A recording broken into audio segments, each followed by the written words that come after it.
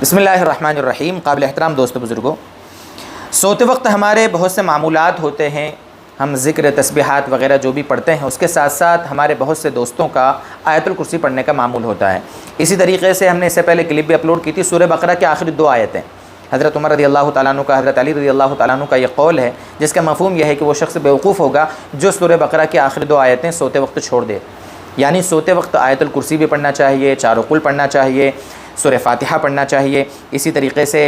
سورہ بقرہ کی آخری 2 آیتیں پڑھنی چاہیے، تسبیحات فاطمی پڑھنا چاہیے۔ کل ملا کر یہ کہ اللہ کا ذکر کر کے قرآن کی صورتیں پڑھ کر اس کے بعد ہمیں سونا چاہیے۔ پتہ نہیں سوتے رہ گئے اللہ کے دربار میں اسی طرح بغیر یعنی موبائل ایسا چلا رہے ہیں، ریل دیکھ رہے ہیں، اللہ حفاظت فرمائے، اللہ حفاظت فرمائے، اور اس طرح دیکھتے دیکھتے دیکھتے موبائل سینے پہ کب گرا اور اسی حال میں نیند آ گئی اور کچھ بھی پڑھا نہیں، ذکر نہیں کیا، اسی حال میں اگر سوتے رہ گئے تو سوچو دوستو بزرگوں کیا حشر ہوگا، کہاں جائیں گے۔ اس لیے سوتے وقت اذکار کا اہتمام، ذکر کا اہتمام کرنا چاہیے، اس میں آیت الکرسی بھی ہے۔ ابھی آیت الکرسی ہے یا سورہ بقرہ کی آخری 2 آیتیں ہیں یا چاروں قل ہیں وغیرہ وغیرہ، ان کو پڑھنے کا طریقہ کیا ہو؟ کیا ہم لیٹے لیٹے پڑھ سکتے ہیں؟ ان کو بستر پہ سو گئے سوتے سوتے پڑھ سکتے ہیں؟ تو اس بارے میں ایک بات یہ سمجھ لیں کہ بہتر تو یہی کہ ہم بیٹھ کر پڑھیں، قبلہ رو ہو کر بیٹھ کر اطمینان سے ان کو پڑھ لیں، مکمل تسبیحات فاطمی پڑھ لیں۔ اسی طرح قرآن کریم کے آخری جو 3 صورتیں ہیں، یہ ہمارے نبی صلی اللہ علیہ وسلم کی سنت تھی کہ آپ ان کو پڑھ کر اپنے ہاتھ پہ دم کر کے پوری باڈی پر پھیرتے تھے، تو یہ سب مکمل کر کے اس کے بعد ہمیں سونا چاہیے۔ لیکن اگر کوئی شخص سو گیا، لیٹ گیا، اس کو سستی آ رہی ہے واپس بیٹھنے میں، تو وہ لیٹے لیٹے بھی آیت الکرسی پڑھ سکتا ہے، لیٹے لیٹے بھی وہ سورہ بقرہ کے آخری 2 آیتیں پڑھ سکتا ہے، چاروں قل پڑھ سکتا ہے۔ علماء نے ادب یہ لکھا ہے کہ اگر لیٹے لیٹے پڑھنا ہو تو پیروں کو سمیٹ لینا چاہیے۔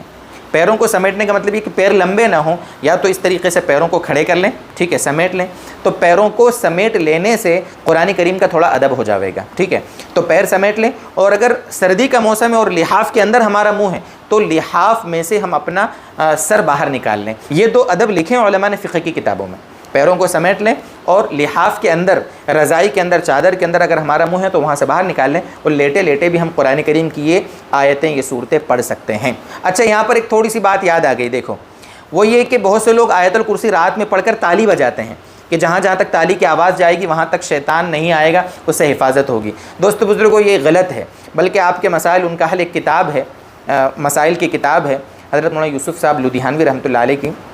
غالباً، تو اس میں تو یہ مسئلہ لکھا ہے کہ جو شخص تالی بجانے کو ضروری سمجھے آیت الکرسی پڑھنے کے بعد، یا یہ عقیدہ رکھے کہ جہاں تک میری تالی کی آواز جائے گی وہاں تک میرے گھر کی حفاظت ہوگی، تو یہ تصور کرنا حرام ہے، یہ عقیدہ رکھنا حرام ہے۔ صرف پڑھنے کا ذکر ہے میرے دوستوں، پڑھ لیں آپ، بات ختم۔ ہاں، جو قرآن کریم کی آخری 3 صورتیں ہیں ان کے بارے میں جو ہمارے نبی صلی اللہ علیہ وسلم کا معمول تھا اپنی بدن پر ہاتھ پھیرنے کا وغیرہ وغیرہ، وہ الگ مسئلہ ہے، لیکن آیت الکرسی تو صرف پڑھنے کا حکم ہے۔ تو یہ تھوڑی سی ایک بات تھی جو سمجھا دی، اللہ کرے کہ بات ہماری سمجھ میں آئے اور اللہ تعالی ہمارے لیے عمل کرنا آسان فرما دے۔